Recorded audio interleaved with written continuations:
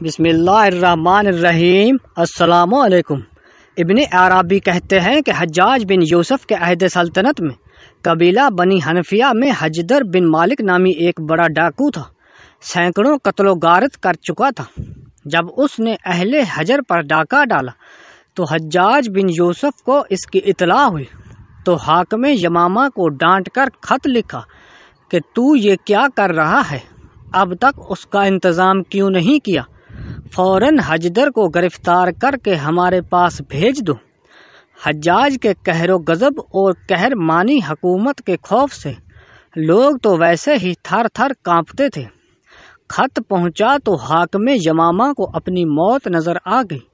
قبیلہ بنی مرعود دینی حنظلہ کے ہوشیار اور بہادر لوگوں کو بلا کر ان کے لیے ایک بڑا انعام مقرر کیا۔ وہ حجدر کو قتل کر دیں یا قید کر کے لے آئیں۔ یہ لوگ اس کی تلاش میں نکلے۔ جب اس کے متسکر کے قریب ہوئے تو ان میں سے ایک آدمی کو یہ پیغام دے کر بھیجا کہ ہم لوگ بھی تمہاری جماعت میں شریک ہو کر رہنا چاہتے ہیں۔ حجدر کو ان پر اعتماد ہو گیا اور ساتھ رہنے کی اجازت دے دی۔ یہ سب لوگ حجدر کے ساتھ رہنے لگے، یہاں تک کہ ایک روز موقع پا کر اس کو باندھ لیا اور حاکم یمامہ کے پاس پہنچا دیا۔ حاکم یمامہ نے انہی لوگوں کے ساتھ حجاج کے پاس روانہ کر دیا اور ان لوگوں کی مسائی بلیغہ کا حال حجاج کو لکھ بھیجا۔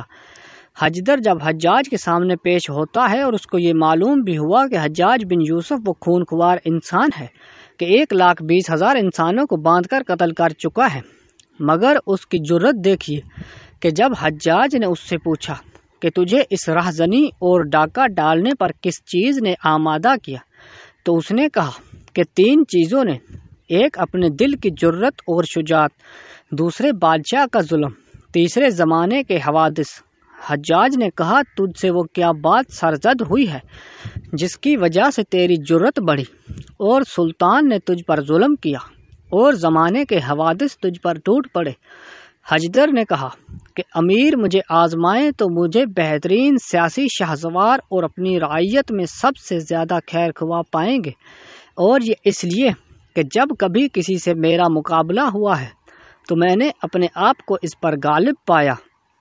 حجاج نے کہا اچھا، ہم تمہیں آزماتے ہیں، اور آزمائش یہ ہے کہ تمہیں ایک میدان میں چھوڑتے ہیں جس میں ایک شیر ہوگا، اگر اس نے تجھے قتل کر دیا تو ہم تیرے قتل کی فکر سے بچے، اور اگر تو نے اسے قتل کر دیا تو ہم تجھے آزاد کر دیں گے۔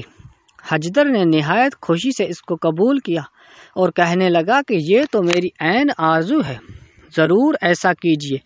حجاج نے کہا صرف یہی نہیں کہ شیر کے مقابلے میں تجھے آزاد چھوڑ دیں، بلکہ صورت یہ ہوگی کہ تیرے پاؤں میں بھاری بھاری بیڑیاں ہوں گی اور داہنا ہاتھ گردن میں باندھ دیا جائے گا، صرف بایاں ہاتھ کھلا رہے گا، اس میں تلوار دی جائے گی۔ حجدر نے اس کو بھی قبول کیا۔ حجاج نے شیر کے آنے تک حجدر کو جیل خانے میں قید کر دیا اور اپنے ماتحت حاکم کو حکم دیا کہ ایک شیر کہیں سے گرفتار کر کے لایا جائے۔ حکام نے فوراً ایک ببر شیر مہیا کر دیا۔ جب شیر آیا تو اس کو ایک محصور میدان میں چھوڑ دیا اور 3 دن تک اس کو بھوکا رکھا گیا۔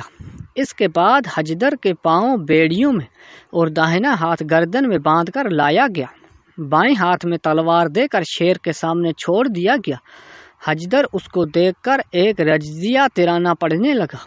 جب شیر نے اس کو دیکھا تو نہایت زور سے دھڑکا اور انگڑائی لے کر حجدر کی طرف بڑھا۔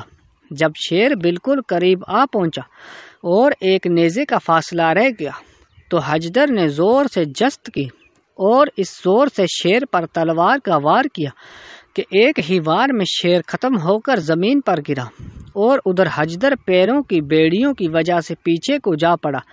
حجاج اور اس کے انوان ایک دریچے سے یہ تماشا دیکھ رہے تھے۔ سب نے نعرہ تکبیر بلند کیا۔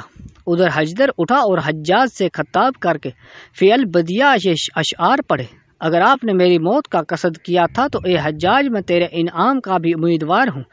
عورتیں تو یہ سمجھتی تھیں کہ میں لوٹ کر نہ آؤں گا، کیونکہ وہ شوہروں کی غیرت پر پورا بھروسہ نہیں رکھتی، اور میں نے سمجھ لیا تھا کہ اگر شیر کے مقابلے سے پہلو تہی کی تو حجاج کے ہاتھ سے نجات نہیں پا سکتا۔